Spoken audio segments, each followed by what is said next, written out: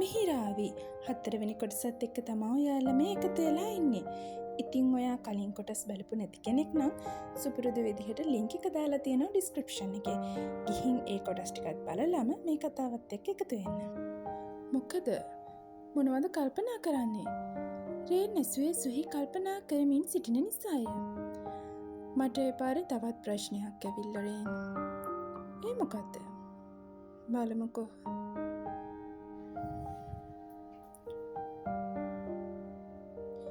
ඇයි සුසුමක් පිට කළා මිස ඔහුට කිසිවක් කීවේ නැත. ලේසියකට ඇය තමාගේ ප්‍රශ්නයක් මිතුරෙකු හෝ සමග කියන්නේ නැත. රේන්දේ පිළිබඳව හොඳින්ම දනී. මේ මම යන්නම් හරිද? අම්මව ඩොක්ටර් ළඟට එක්ක යන්න තියෙන්නේ. සුහි පිටවීමට සූදානම්ව කීවාය. ඔහොම ඉන්න. මම එක්ක යන්නම්. රේන් කීවේය. රේන් සාමාන්‍ය පවුලක තරුණයෙකි. ඔහුගේ පියා සේවය කරන්නේද රෝයල් ගෝල්ඩ්හි කළමනාකාරවරයෙකු ලෙසයි. මට මේ එක තැන්වල වැඩ කරන එකත් එපා වෙලා රේන්. මට තේරෙනවා. මම අපේ තාත්තිට කියන්නම් මොකක් හරි බලන්න කියලා. එහෙනම් හොඳයි. මම බයික් කරන්න එනකම් ඔයා මෙතන ඉන්න.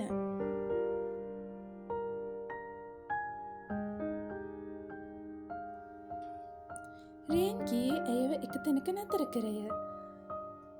මේ ඉන්නේ උඩැකිය. කෙල්ලෝ ටිකක් පැමිණ කීවාය. සුහි බැලුවේ ඔරවාගෙනය. මොකද යකෝ ඔරවන්නේ? හිඟන්නේ. එනවා මෙතන අපිට පාට දාන්න. ඇයි ඉවත බලා සිටියේ උන් සමග පැටලීමට මේ වෙලාව නොවන නිසාය.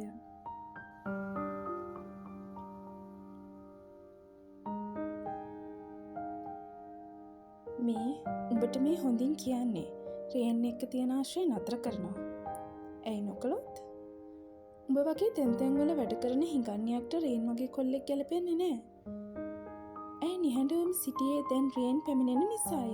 ඇයට ඇති ප්‍රශ්න කන්දරාවේ තරමට මේ අහක යන ප්‍රශ්න ඇය ගණන් ගන්නේ නැත. කෙල්ල රේන්ට පණිවිඩයක් තබා ගියේ ඔහුට මෙයින් බලපෑමක් ඇතිවේ යයි සිතාය. නමුත් රේන් ඇය ඉදිරියට පැමිණ ඇයව නන්වාගෙන ගියේය. මිස් සුහි, ඔයාගේ අම්මා දැන් අසාධ්‍ය තත්ත්වයේ ඉන්නේ. ඉක්මනටම ඔපරේෂන් එක කරන එක හොඳයි. පොකු කඩුවක් නම් තියෙනවා. ඒත් ඒක නා ලොකු ගාණක් ඉල්ලනවා. අනේ ડોක්ටර්, මම ඉක්මනට සල්ලි හොයාගන්නම්. පොකු කඩුවක් තියෙනවා නම් මම අනිත් ඒවා ලෑස්ති කරගන්නම්.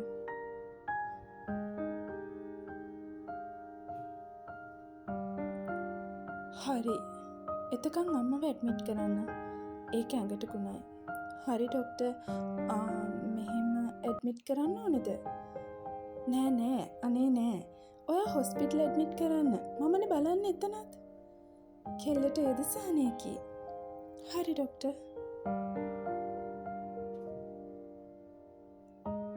සකුන්තලා රෝහල්ගත කළ සුහි නැවත ගෙදරට ආවේ අම්මාට කෑමට යමක් රැගෙන ගොස් දිය යුතු නිසාය. ඇය නැවත පැමිණ සකුන්තලාට අවශ්‍ය දෑ ලබා දුන්නාය. අනේ මම නිසා ඔයා මහන්සි වෙන්න එපා මැනික. මගේ ජීවිතේ තව ටික කාලයයි. අර කියන මහත්තයව බැඳලා ඔයා සතුටින් ඉන්න. මට අම්මේ ඔය විකාර නතර කරගන්නකෝ.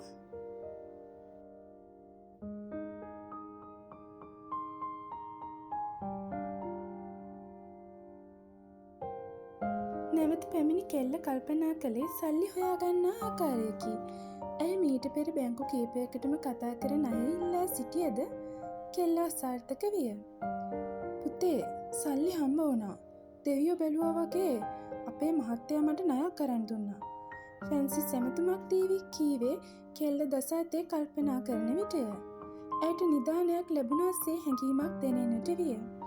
එම මුදල් ණයක් ලෙස ලබා දීමද ඇයට සහනයක් ගෙනාවාය.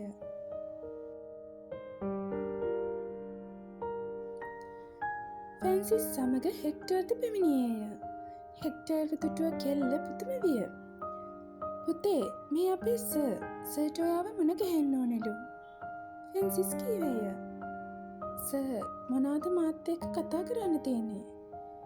දුව, මම කරපු යෝජනාව මාමා කීවද? දුව මොනවාද ඒ ගැන හිතන්නේ?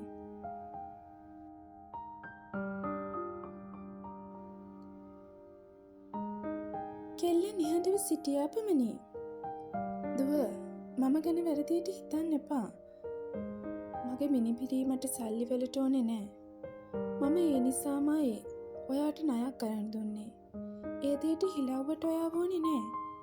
මේක 100 කෙනෙක් කරන ඉල්ලීමක්. දුව ඕන තරම් හිතලා මට උත්තරයක් දෙන්න. කෙල්ල නිහඬව අසා සිටියා පමණි. සර්, අපි ෂේන් සර්ගේ කැමැත්ත ගන්න කොහොමද? රොජන් ඇසුවේ හෙක්ටර් සුහී මුණ ගැසී නැවත යන අතරතුරය. ඒකට හොඳ ප්ලෑන් එකක් තියෙනවා. හෙක්ටර් කීවේය. සර්, කුරුණෑගල බ්‍රාන්ච් එකේ ටාගට් අඩු වෙලා. ඔව් සර්, රේට් එකත් බැහැලා. එන්න කියනවා රශ්මිට. ෂේන් කීවේ කෝපේනේ. තමුන් මොනවද කරන්නේ? තමුන්ගේ රේට් එක වැඩි වෙන්නේ 1 පොයින්ට් වලින්. මොනවද මේ කරලා තියෙන්නේ? මට පේන්නේ තමුසට රස්සාව එපා වෙලාද තියෙන්නේ. සෝරි සර්, ආයෙ එහෙම වෙන්නේ නෑ. ෂේන්ට මෙතරම් කේන්ති පැමිණ ඇත්තේ පෙරදින වූ සිදුවීමෙන් පසුය. එම සිදුවීම නිසාම ඔහුට අමාත්‍යංශයේ ගිවිසුමද හිමි විය. ඔහු සුහී සමග සිටින්නේ කෝපයෙනි. එම කෝපය ඔහු කාර්යාලය සේවකයින්ගෙන් පිට කරයි. රුචිර, අර ගෑණි ගැන හොයාගත්තද? ඒ පිළිබඳව සොයා නොගත් බව රුචිරගේ නිහඬතාවයෙන් ෂේන්ට අවබෝධ විය. ඔහු රුචිරටද බනින්නට විය.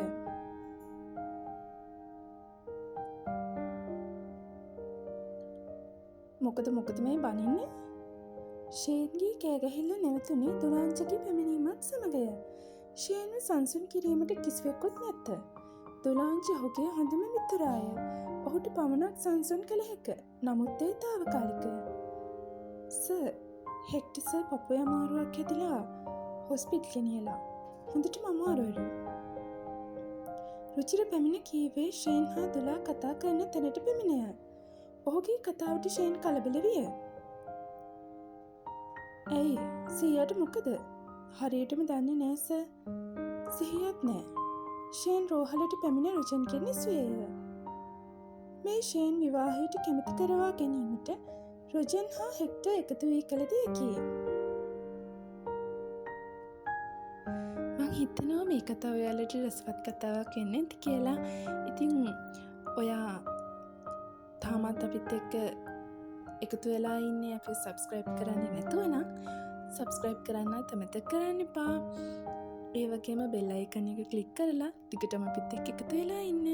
ඉතින් තවත් ලස්සන කොටසකින් හම්බ වෙනකන් අදට ගිහින් එන්නම්. සතුටින් පරිස්සමින් ඉන්න. බයි.